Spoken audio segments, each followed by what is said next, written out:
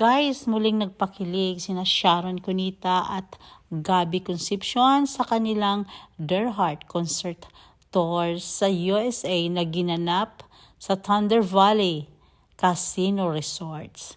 At sweet na sweet yung dalawang pinapanood ang kanilang clip video na binalikan ang kanilang memories mula ng nanliligaw si Gabby Concepcion, started into Their Heart hanggang naghiwalay sila.